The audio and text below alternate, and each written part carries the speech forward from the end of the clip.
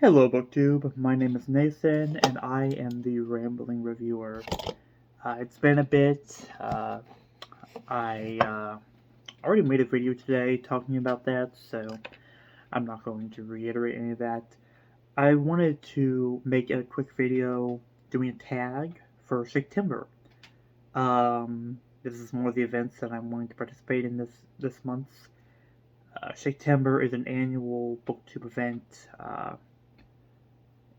based around reading Shakespeare, where the free co-hosts pick a Shakespeare play apiece. The free plays are Romeo and Juliet, Antony and Cleopatra, and Richard III, and the free co-hosts are Jason over at Old Blues Chapter and Verse, Kelly at a Books I'm Not Reading, and Nicole at A Day of Small Things. Now, I know I am subscribed to Jason and Nicole. I haven't watched a lot of their videos, but I know I am subscribed to them, and I have watched some of their stuff. I don't believe I ever watched anything by Kelly, though, so either way, I'm not a huge...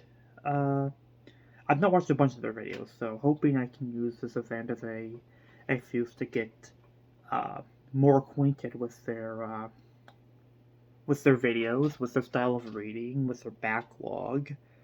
Get to know them a bit. I also am a Shakespeare novice, so I will be doing this tag, but a lot of these questions I might not have as expert of an answer as some people. I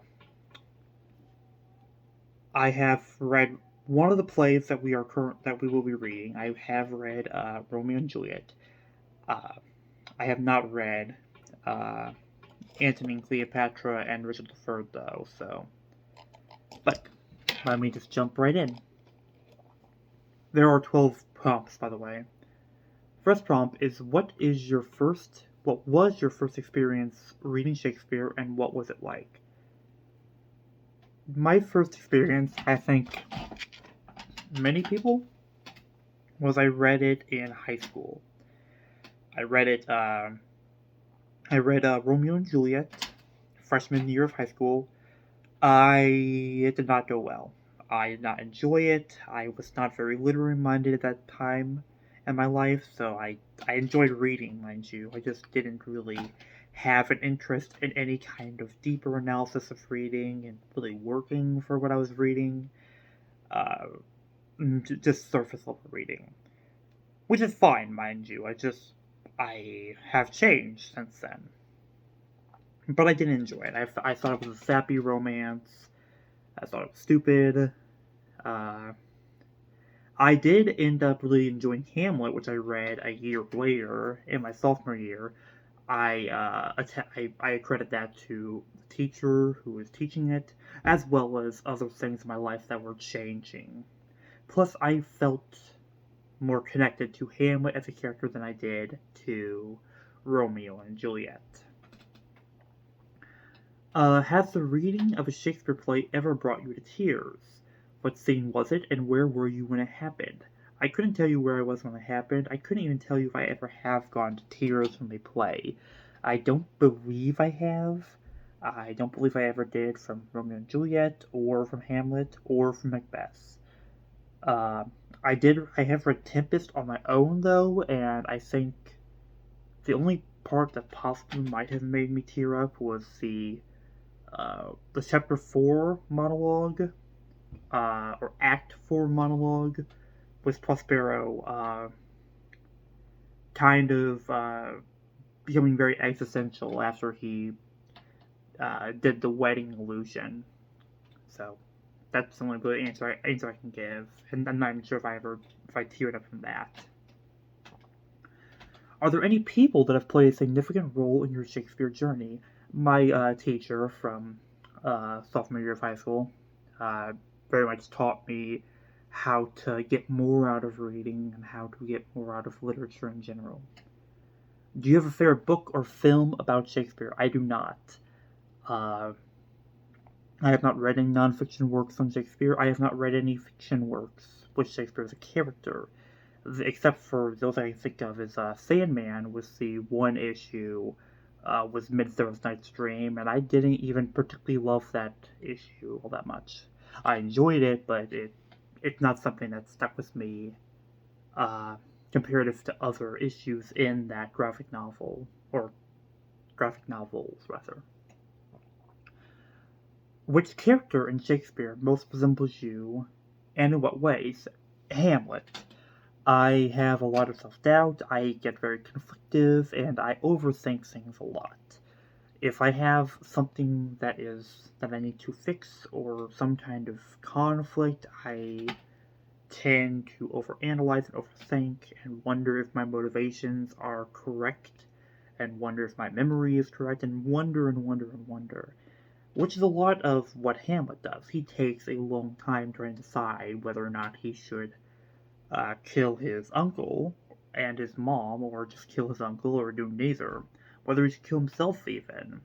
I know that if I was in the kind of situation that Hamlet was in that play, I would probably act in much the same way as Hamlet was. Uh, um, which play would you most like to see performed in a theater and why? Really, any play. I've never seen one performed live, so really any play I would be ecstatic to see. What actor throughout history would you most like to have seen play Hamlet while in his prime? I couldn't tell you. I'm not a big fan of actors. I just don't know. Deliver your favorite speech or soliloquy from a Shakespeare play. I've already mentioned it, but my favorite speech is from uh, from The Tempest. Um,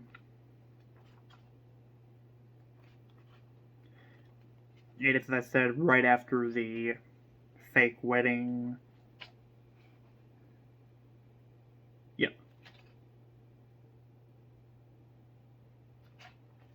This is Prospero, the wizard, but also the former king. I believe it's of Milan, who has been shipwrecked on this island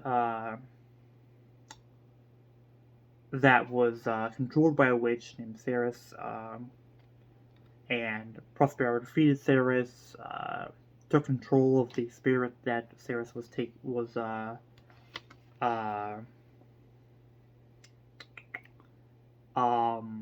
was controlling, that being Ariel, but also took control of the son of the witch, Caliban. I don't think it was Ceres. I don't remember the name of the witch, but it's not important, so. Our revels now are ended. These our actors, as I foretold you, were all spirits, and are melted into thin air. And like the baseless fabric of this vision, the cloud-topped towers, the gorgeous palaces, the solemn temples, the great globe itself, all which inherit shall dissolve, and like this insubstantial pageant faded, leave not a wreck behind. We are such stuff as dreams are made on, and our little life is rounded with a sleep.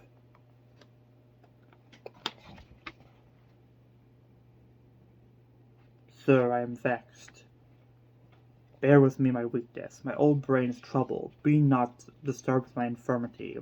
If you be pleased, retire into my cell, and there repose. A turn or two I'll walk, to still my beating mind. And really, I just wanted to focus on that first part. I love the language there, the kind of existential point that everything will fade away, the world itself as well as all of our lives. Uh, Absolutely beautiful. Uh, do any of Shakespeare's plays intimidate you? If yes, what play and why? The histories, more than anything, particularly the two tetralogies, really intimidate me. I have started reading Richard II at one point with the aim to read the entirety of the Henriade. I did not get very far. I So I'm very much looking forward to reading Richard III to kind of jump into the histories. What tips would you give to intimidated readers coming to Shakespeare for the first time? I am not a Shakespeare expert, so my tips are not going to be as useful as some others. But I think really it's the same tip for anything. Take your time with it. You don't have to read any of these things overnight. Uh, you can read something, realize it's not right for you, put it down, come back. There is no really right or wrong way to read these things, but these are, from what I have read, wonderful stories with wonderful writing that can make you emote, that can make you think. Uh, from the small bit that I have read, I have found that. So, don't rush yourself. Take your time. If you need to, look up Spark Notes. Look up get editions like this that have uh, explanatory notes to the side. Get No Fear Shakespeare. Watch plays. Watch them live. You don't have to read them. They are plays. So you can watch them. I personally find for me that one thing that's helpful is reading them out loud. It can be a strain on your throat, though, to read something out loud for long period of time, so maybe don't do that. You can read it and you listen to it at the same time. Whatever you need to do to get through this, do it because they are great works. Which is your favorite Shakespeare play and why? It's a tie between Tempest and Hamlet.